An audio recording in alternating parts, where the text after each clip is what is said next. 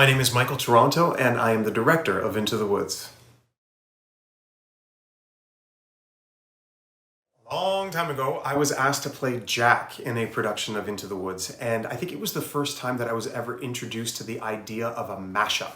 You know, when you put together a bunch of different pieces of art and make them one unifying piece. And that's exactly what this is. It's a bunch of classic fairy tales unified by a new fairy tale, just to make something that is much greater than the sum of all of its parts. This was the first time I had to adapt a script for over 20 cast members and then make it work for only about 10. It's definitely very challenging, but I think it adds so much more to the storytelling that wouldn't exist if we were to do it traditionally. The show itself hasn't changed much since its first run, but we have had a couple of cast changes. And because the script is so complex and there's so much more that you can keep mining and mining from it, that every new person coming into the cast has helped bring new things that I might not have been able to see before.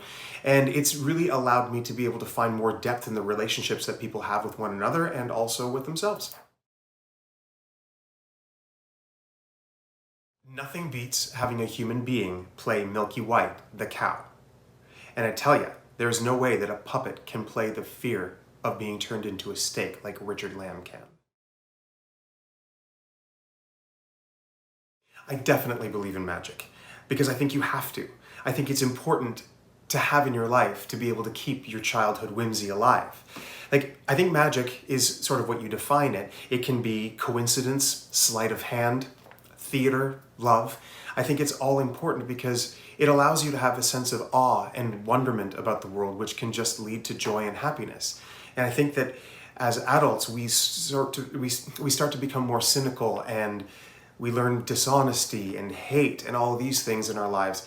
And believing in magic and believing the unknown and impossibility just keeps a childlike nature about ourselves that I think is important until the day we die.